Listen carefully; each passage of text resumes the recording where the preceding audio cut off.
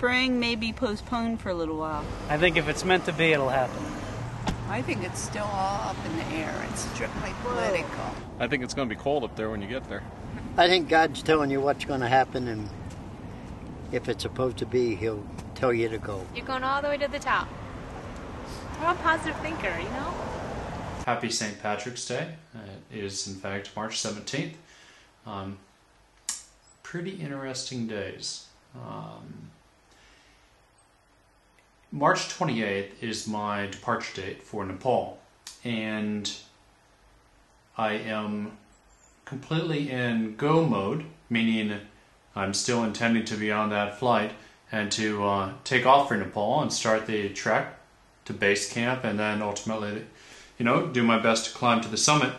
That being said, many of you have seen the headlines in the various papers. There's a good bit of turmoil over in the Himalaya region at this point, specifically in Tibet, but also there's been a number of protests in Nepal also. What this has led to are some actions related to climbing Mount Everest. Put this into context, basically there's the north side of Everest that people can go up. That's Tibet, and Tibet being part of China. There's also the south side, which is in Nepal. And the south side is in fact the side that I, traveling with Alpine Ascents, is what we're intending to do. On March 10th, a letter came out from China saying that, hey, the north side is basically closed. Carrying the Olympic torch to the top, they don't want any acts of terrorism, something like this, to interfere with that. And, other reasons were cited, etc., etc. But the point is, north side was basically shut down. South side, Nepal, which China does not directly control, that side was, as of last week, not completely closed. However, there were some stipulations put in place to, let's say, restrict some of the climbing activity on the south side.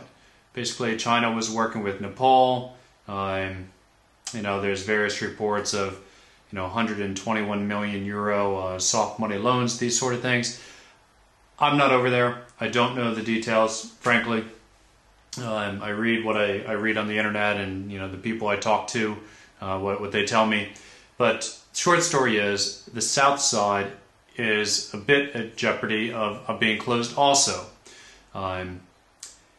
So right now, when I talk to the guide service, when I talk to people, we're in limbo land. We really truly do not know if we're going to do it this spring or not. That's a little crazy. When I look at, for myself and undoubtedly for the other climbers doing Everest this year, this trip is something that they planned for many, many, many months. To afford such a trip, to be able to take 2 months out of your life and go to a remote land. I mean, you really need to plan to do something like this. I was quite proud of the plans that my wife Leigh and I had put together. It was really good, actually. We had decided that we wanted to move from Atlanta to Colorado. We listed our home, we sold our home, and in fact it's all coming together beautifully in that March 24th we actually close on the house. March 28th I take off for Nepal. In fact, right now, March 17th, I just received one of these pod units, and I'm actually starting to load furniture in. So our plans were working out very, very well. Everything kind of, all the ducks being in a row, so to speak. I would go off to Nepal for 2 months. Leigh would finish her schooling up in Charlotte, at Johnson & Wales, our culinary arts program. And my dog, Lucy would vacation with my parents up in Pennsylvania for a couple months. And then early June, we all converge in Colorado, and it would be wonderful. Everything was, let's say, well planned out. But then you get this wrinkle, this, maybe we're not going to be even able to climb the south side, Everest this spring. So things are very much up in the air, and I'm checking in daily, calling people, everyone I know who might know something, scouring every site on the web that I believe might have some useful information, and it's just a fairly interesting time. So much money into this, so much time training, preparing, getting your mind ready for it.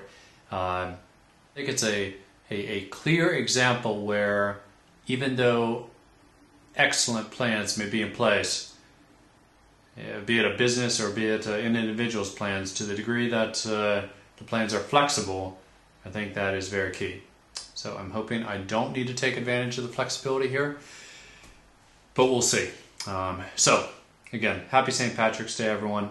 If anyone cares to wish I and the other Everest climbers luck, that the mountain might open up a bit more, we would all love it, because you've got a lot of people out there that have dreamed of going to Everest, and we hope our plans don't change.